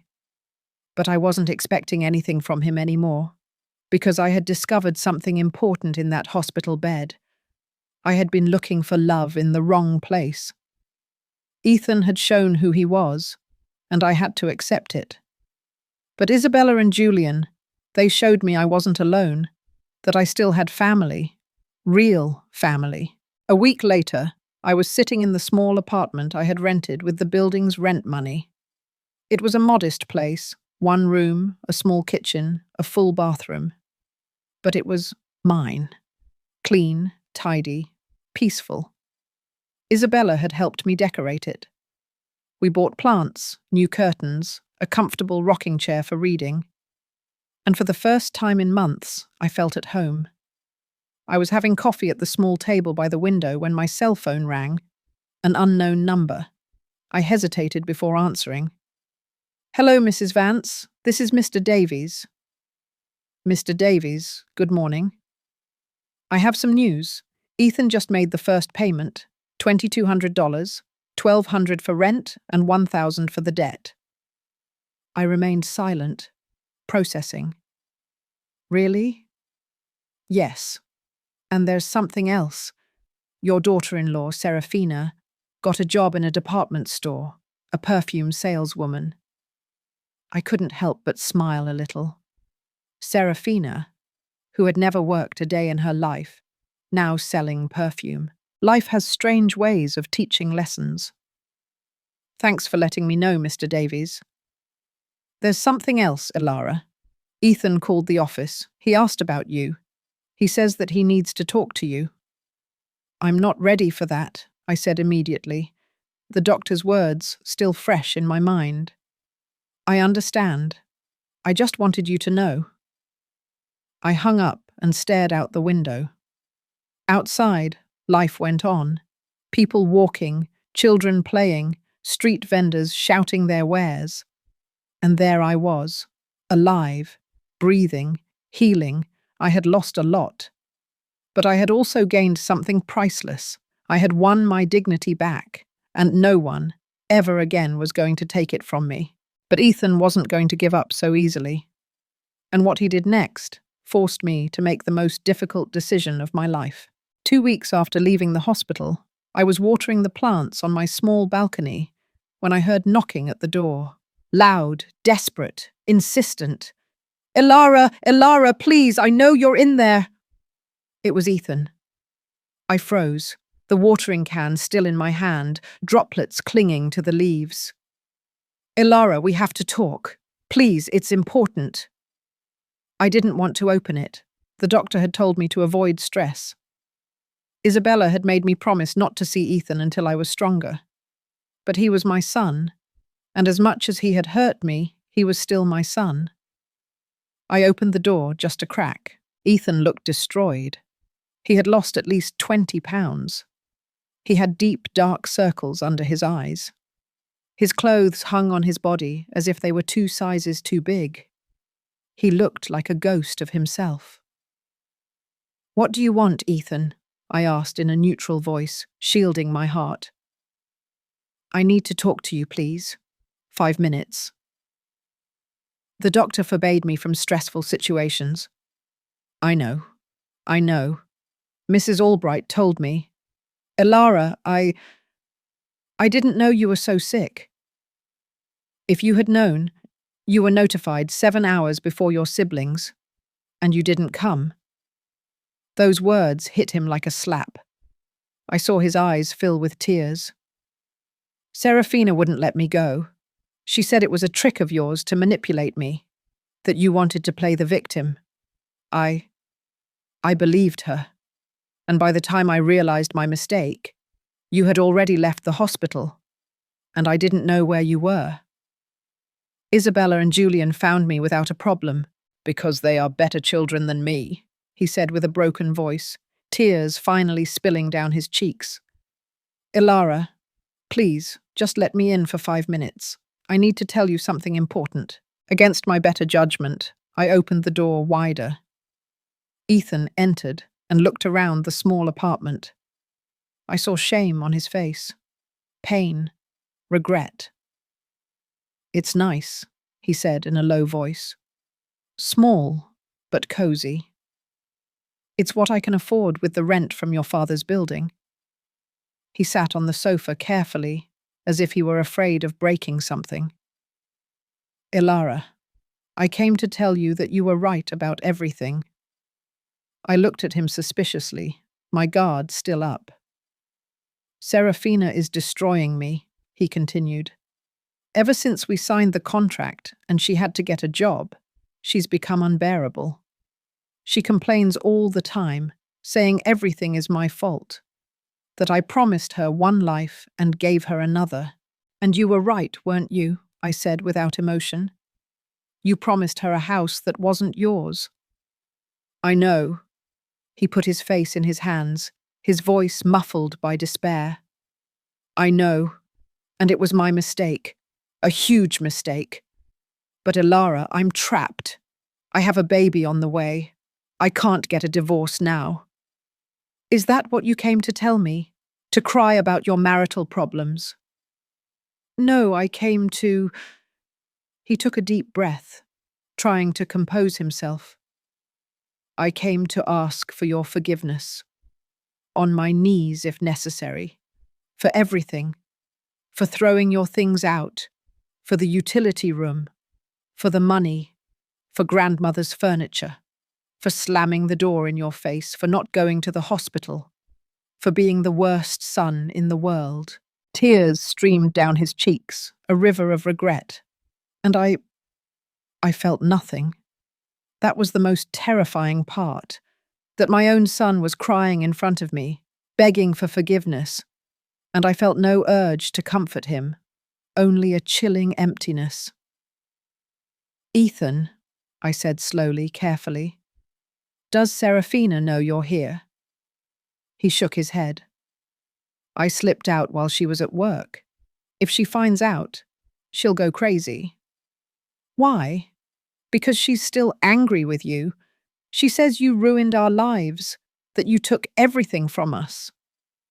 I let out a bitter laugh, a sound devoid of humor. I didn't take anything from you. I set boundaries. There's a difference. I know, Elara. But she doesn't see it that way. And how do you see it? Ethan looked up at me, his eyes bruised with pain. I see that I lost my mother for a woman who doesn't even respect me, who yells at me, who blames me for everything, who threatens to take my son away from me if I don't do what she says. Then divorce her, I said simply, the solution stark and clear.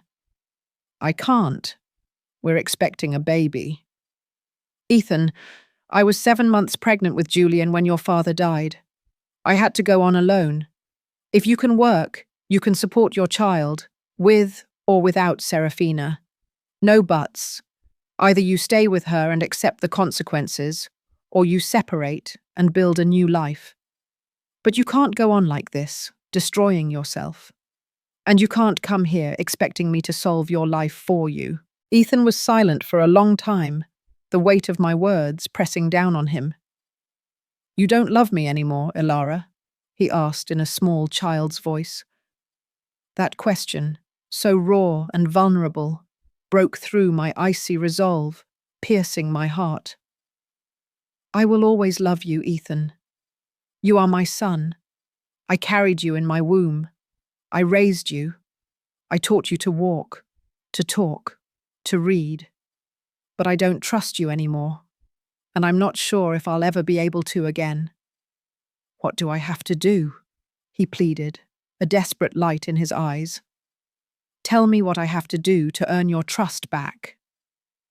Grow up, I said simply. Stop being a child who expects his mom to solve everything. Make decisions like an adult. Stand up for what's right, even if it's hard. And if I do, if I change, will you forgive me? I don't know, Ethan. Honestly, I don't know. He slowly got up from the sofa. He looked older than he was, tired, defeated. Then all I can do is show you with actions, he said, his voice resolute. No more words. He walked to the door. Before leaving, he turned one last time. When the baby is born, would you come to meet him? The question caught me off guard. If you truly invite me, if you treat me with respect, if Serafina accepts my presence without drama, then yes, I'll go. Thank you, Elara. And he left. I stood in the middle of the apartment, trembling. Isabella was right. Seeing him had been stressful, but also necessary because Ethan needed to hear the truth, and I needed to tell it to him. That night, I couldn't sleep. I kept replaying the conversation in my head. Ethan's words, his devastated face. Had I been too harsh, too cold, or was I just protecting my heart from more pain? At 2 a.m, my cell phone rang. It was Isabella. Elara, are you awake? Yes, dear, what's wrong? I just got a very strange call from a woman who says she's Serafina's mother. My blood ran cold. Genevieve Thorne. What did she want? She wants to meet with you. She says it's urgent, that she has information you need to know about Serafina and Ethan. Information? What kind of information? She wouldn't tell me over the phone, only that it's serious and that it could change everything. My mind started spinning, a whirlwind of possibilities and dread. Why would Serafina's mother want to talk to me after how she treated me at that horrible dinner? What do you think? I asked Isabella. I think you should hear her out, but not alone. I'm coming with you. You can come from Denver. I'm already on my way. I left 2 hours ago. I'll be there tomorrow afternoon. My daughter, always protecting me. Thank you, Isabella. That's what we're here for, Ilara. No one is going to hurt you again, not while I'm breathing. The next day, Isabella and I met with Genevieve Thorne at a quiet coffee shop downtown. She arrived on time, but she looked starkly different from the arrogant, elegant woman I had known. Her hair was unkempt, deep dark circles shadowed her eyes, and her hands trembled visibly as she clutched her purse. Thank you for coming, she said with a broken voice, her usual brittle composure shattered. What do you want, Mrs. Thorne? Isabella asked, her tone professional and cold, cutting straight to the chase. Genevieve took an envelope out of her bag. She placed it on the table between us, a solemn offering. I need you to know the truth about my daughter, about what she really is. I opened the envelope with trembling hands. Inside were documents, many documents, bank statements, photographs, printed messages. And what I saw there left me breathless. Because Serafina wasn't just a manipulative and capricious woman, she was something much, much worse. And what I was about to discover was going to change everything. Absolutely everything. What Genevieve Thorne revealed to me that afternoon was so shocking, so utterly depraved. I couldn't believe it. And when Ethan found out, his world was going to completely collapse. My hands trembled as I reviewed the documents. Credit card statements I had never seen before. All in Serafina's name. All with enormous, crippling debts. $23,000, I read aloud, feeling my mouth go dry. In credit card debt? How is that possible? Genevieve Thorne's eyes were red-rimmed and swollen. She looked years older than the last time I had seen her, her facade completely gone. My daughter is addicted to shopping, a compulsive shopper. She's been like this since she was 20. Her father and I have paid off her debts. 5 times. 5. And she always falls back into it. Isabella took the documents and reviewed them with a lawyer's practiced eye. These cards were taken out 3 years ago, long before she married Ethan. Exactly. Genevieve nodded, tears streaming down her face. Serafina met Ethan on a dating app. When she found out he had a house, well, she saw the perfect opportunity. Wait, I interrupted her, feeling nauseous, a horrifying realization dawning. Are you telling me my daughter-in-law married my son for personal gain? Not only that, Ilara. My daughter lied to him about the pregnancy. The world stood still. What? I whispered, the word barely escaping my lips. Genevieve took more papers out of the envelope. Medical records, prescriptions, printed text messages. Serafina can't have children. She's had a uterine problem since she was 18.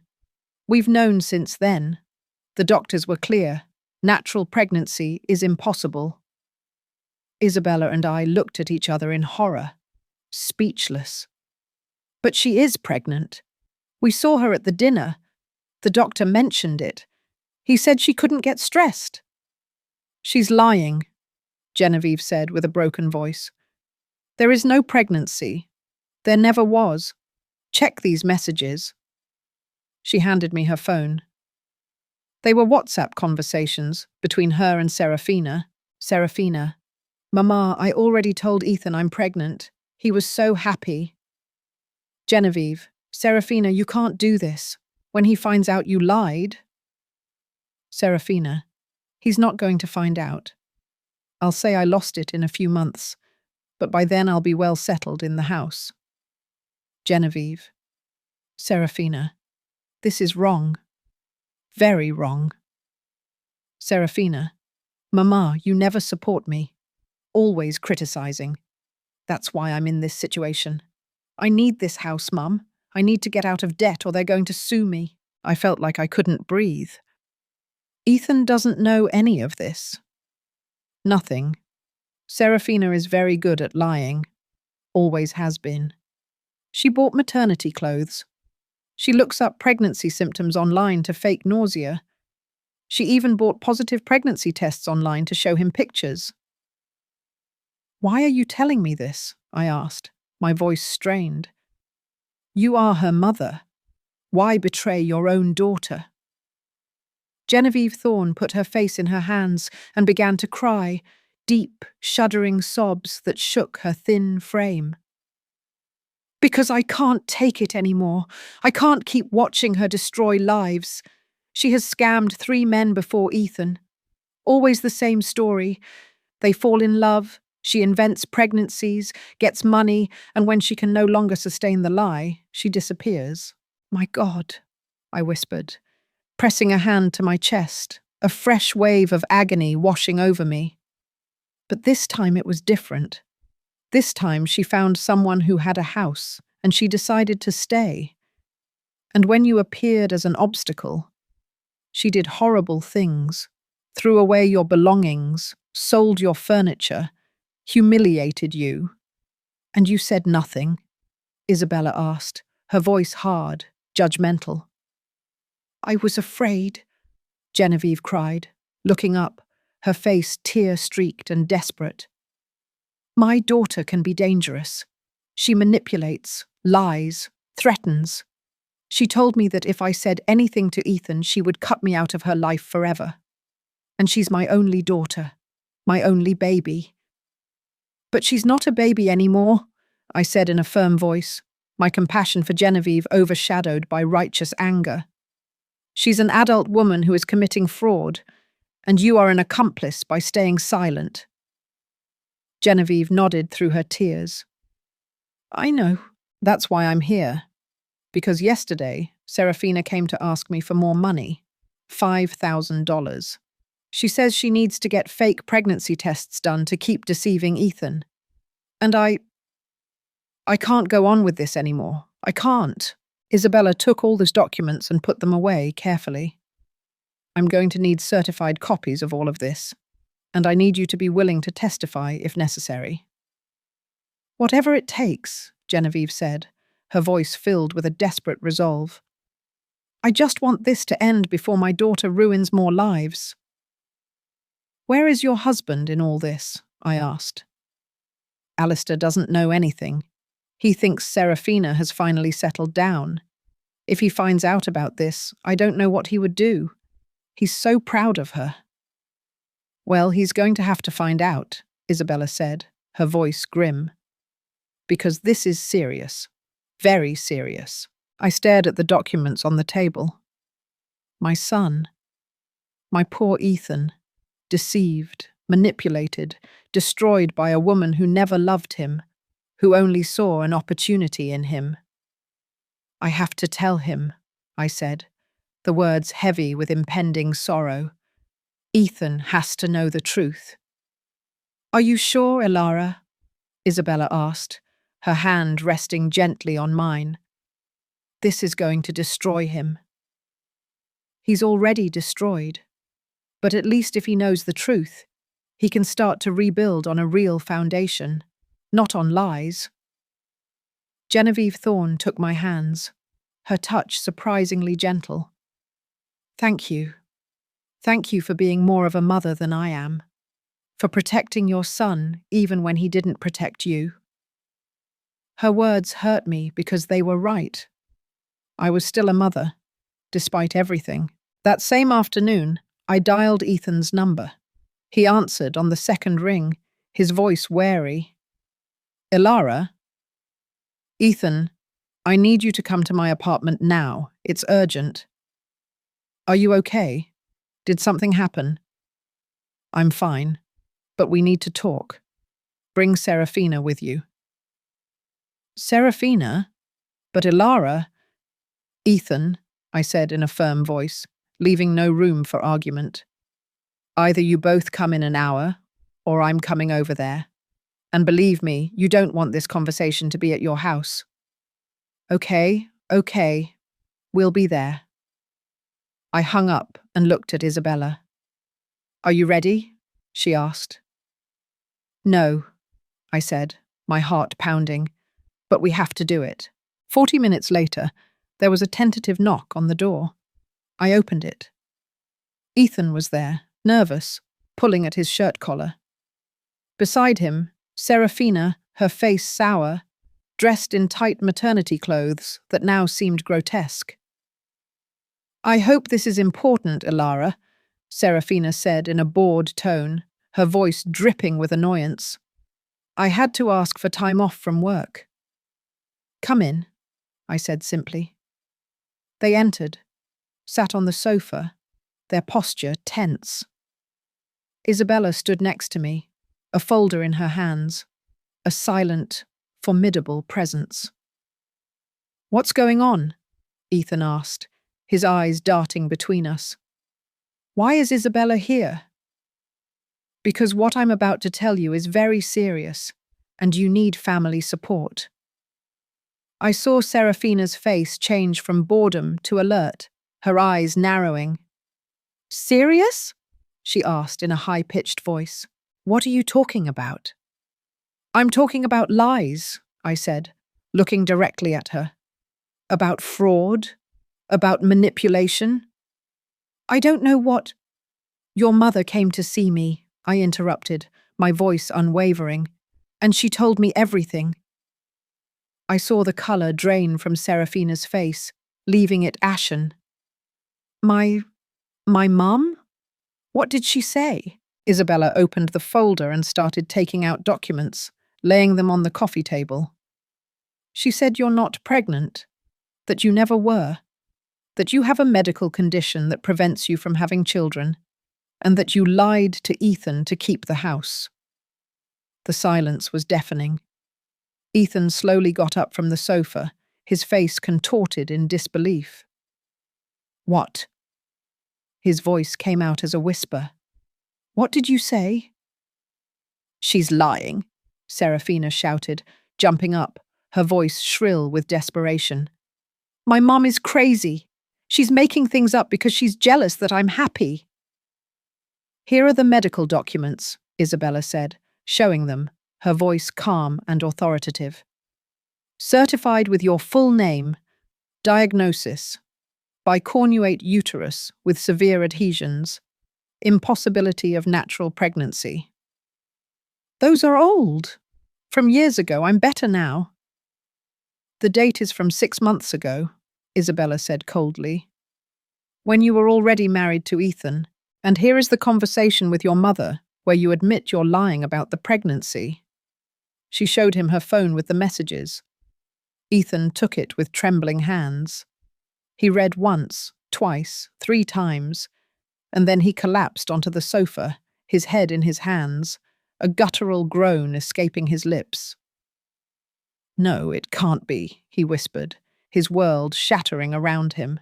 Ethan, my love, listen to me. Serafina knelt in front of him, clutching his arm, desperate to salvage her crumbling lie. I am pregnant. I swear. Those documents are fake. Your mum forged them to separate us. Then why would your own mother give me this information? I asked, my voice cutting through her frantic denials. Because she hates me. Because she has always hated me. Serafina, Ethan said in a dead voice, looking up, his eyes empty, devoid of all hope. Show me recent pregnancy tests, from a real doctor, with your name on them. Serafina opened her mouth, closed it, opened it again. I have them at home. Liar, Isabella said, her voice flat and unforgiving. Your mother also told us you bought positive pregnancy tests online, that the whole thing has been a setup from the beginning. No, I'm pregnant. I am. Then we're going to the hospital right now, Ethan said, standing up, his voice resonating with a terrifying resolve. Now. And you're going to have an ultrasound in front of me. Serafina froze, her eyes wide with terror. It's late. The hospital emergency rooms are open 24 hours a day, Isabella said, an icy edge to her voice. Let's go now. No, I'm not going. I don't have to prove anything to you. And there it was, the wordless confession. Ethan looked at her with eyes full of tears, a profound devastation in his gaze. Tell me the truth, he said with a broken voice, a plea from the depths of his shattered heart. Please, just tell me the truth. Serafina was silent for a long time, her desperate tears finally genuine, and then slowly she began to cry. I'm not pregnant, she whispered, her voice barely audible. I never was. The cry of pain that came from Ethan tore my soul apart. He put his hands to his head, pulling at his hair, pacing in frantic circles like a caged animal. Why? He shouted, his voice a raw, primal scream. Why did you do this to me? Because I needed the house, because I have debts, because I was desperate. And what about me? Didn't I matter? My feelings? My life? It was going to work. I was going to tell you I lost it in a few months. And that's it. Nobody had to get hurt. You destroyed me. Ethan was crying his eyes out, his body convulsing with sobs. I left my mother. I let you humiliate her. I spent all my money and all for a lie. Serafina tried to get closer to him, but Ethan recoiled as if she were poison. Don't touch me, don't ever touch me again. Ethan, please. Get out, he roared, his voice filled with an unbearable pain. Get out of here. I never want to see you again. Serafina looked at me with pure, unadulterated hatred, her eyes blazing. This is your fault, she hissed, her voice venomous. You ruined everything. We could have been happy. Happiness built on lies is not happiness, I said calmly, meeting her gaze, my voice steady. It's just an illusion waiting to collapse. Serafina grabbed her bag and stormed out of the apartment, slamming the door so hard the building shook. Ethan collapsed on the floor, crying like a small, lost child. I approached slowly. I sat on the floor beside him, and for the first time in months, I hugged him. My son, my poor, broken son. I'm sorry, Alara. I'm so sorry. You were right about everything, and I was an idiot who hurt you for someone who was worthless. Shh, I rocked him gently, tears finally falling from my own eyes, tears of sorrow, but also of profound relief. It's over now. It's over. Will you ever be able to forgive me? I already have, son, I said, my voice thick with emotion, from the moment you decided to come looking for the truth. We stayed like that, on the floor of my small apartment, crying together. Because sometimes, to rebuild, you first have to completely fall apart. And my son had just hit rock bottom. But I was going to be there to help him get up. Because that's what mothers do. They forgive. They heal. They rebuild. Even when it hurts, especially when it hurts, the truth had come to light. But there was still one last decision to be made, one that would change our lives forever. The following days were a whirlwind of painful, necessary events. Ethan immediately filed for divorce. With the overwhelming evidence we had, the fake pregnancy, Serafina's hidden debts, the incriminating messages confessing the manipulation. Mr. Davies assured us it would be quick and decisive. Serafina tried to fight. She demanded financial compensation. She threatened to sue for emotional distress. She even made up ludicrous accusations that Ethan had abused her. But every lie crumbled in the face of the unassailable truth. Genevieve Thorne, true to her word, testified against her own daughter. It was heartbreaking to see her in court, crying as she laid bare Serafina's long history of deception. Alistair Thorne, upon learning everything, suffered a nervous breakdown and spent 3 days in the hospital. When he got out, he forbade Serafina from ever returning to his house. Serafina was left utterly alone. No house, no husband, no family.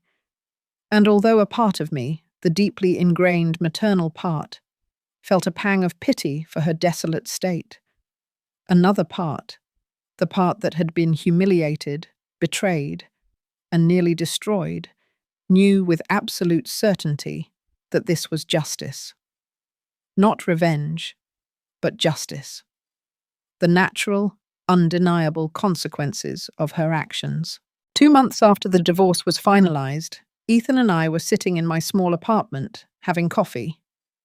He had moved into a modest studio apartment near his work. He was even thinner, but his eyes, though still bearing the marks of his ordeal, held a clarity and honesty I hadn't seen in years.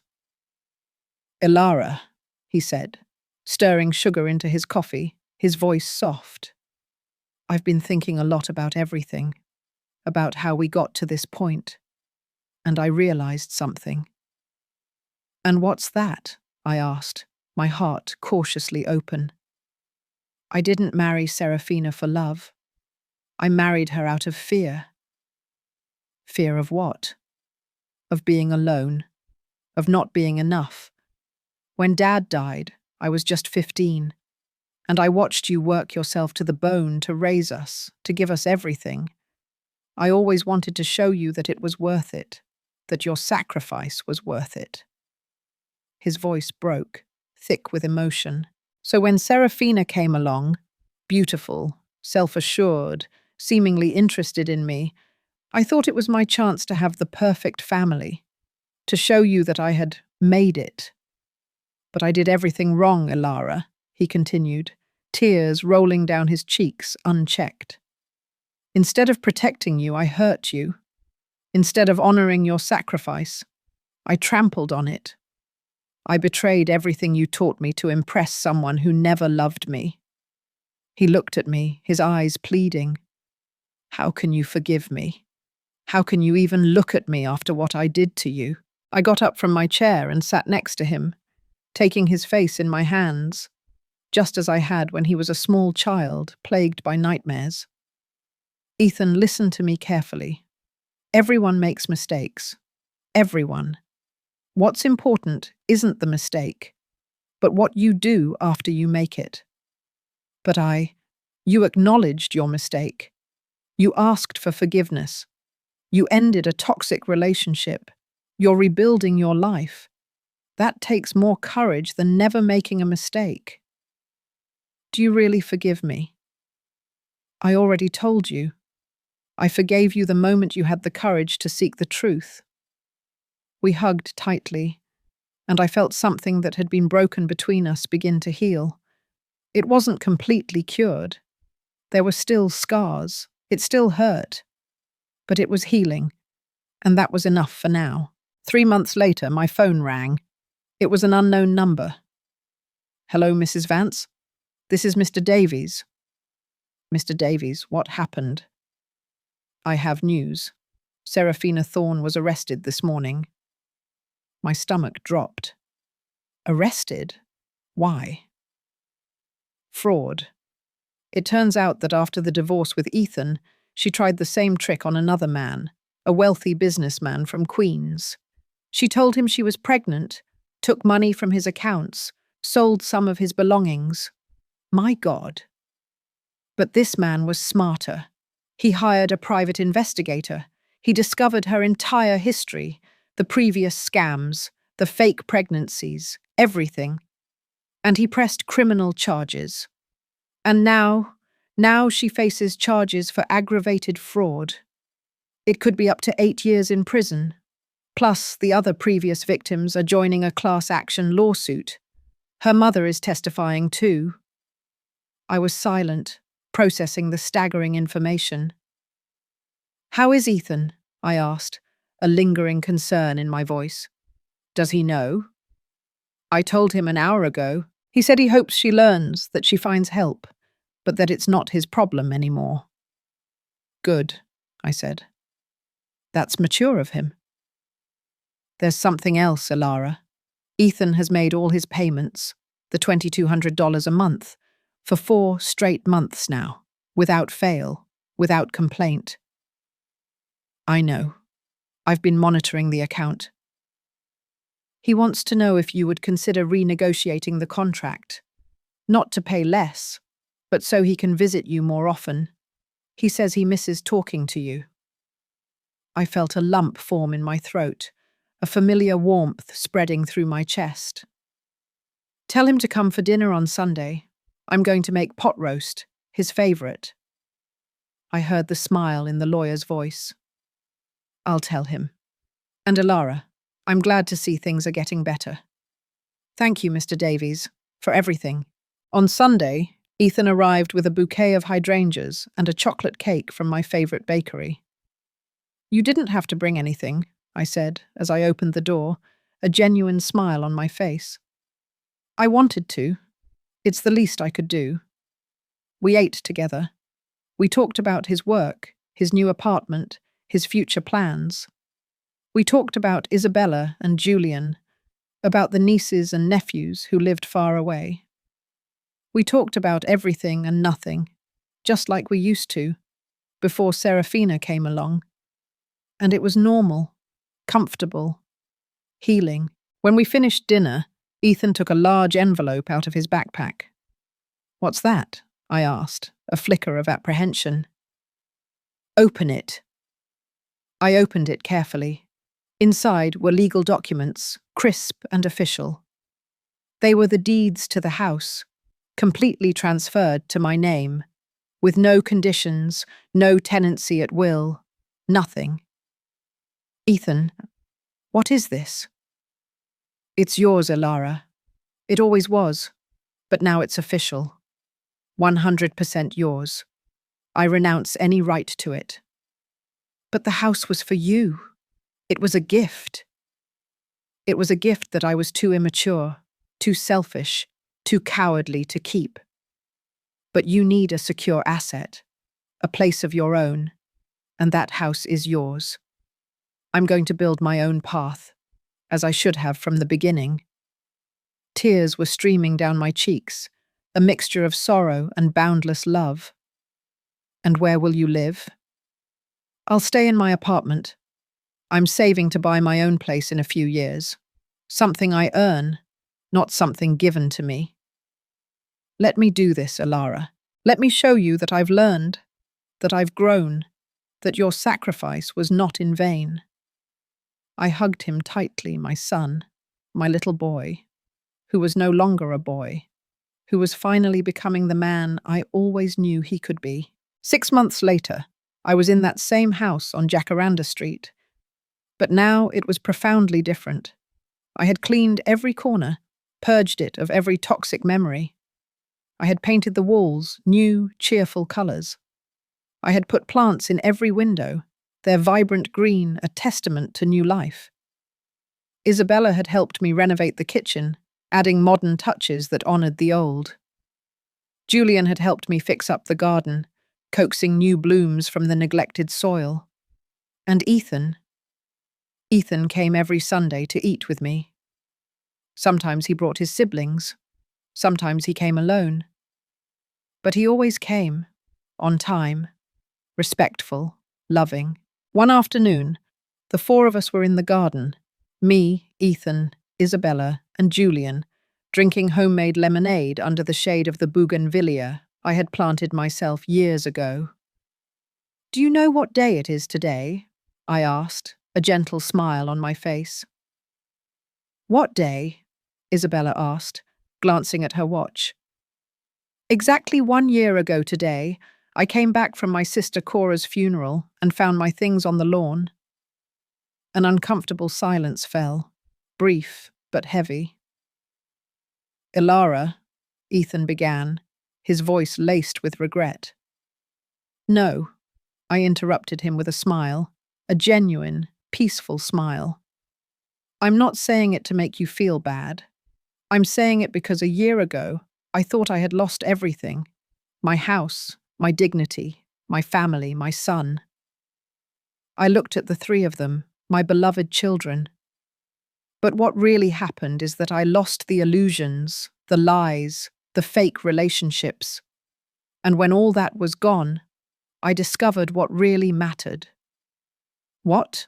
Julian asked, his eyes curious. "You, the ones who stayed, the ones who fought for me, the ones who showed me that family isn't perfect, but it can be real." Ethan discreetly wiped his eyes, a silent tear rolling down his cheek. "I also discovered something about myself," I continued, my voice imbued with a quiet wisdom.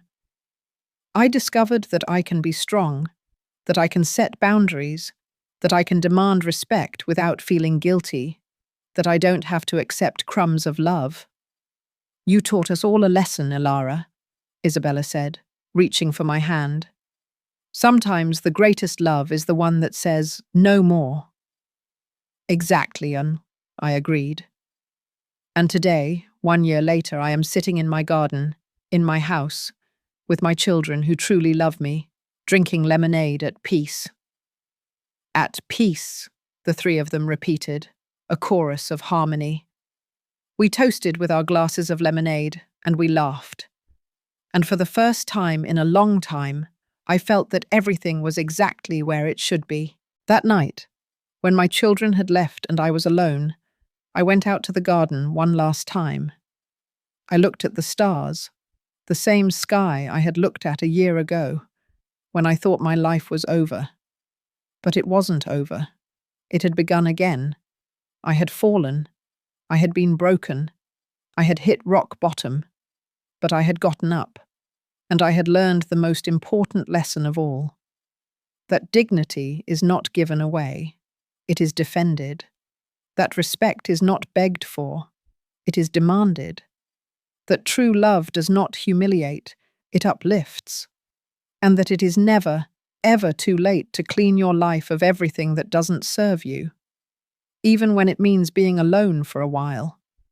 Because being alone with your dignity intact is better than being accompanied in humiliation.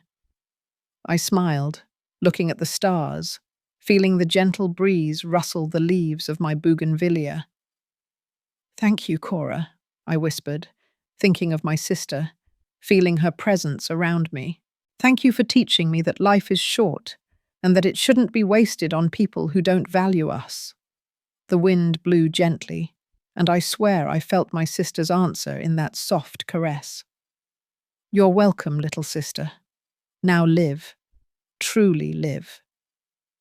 And that's exactly what I did.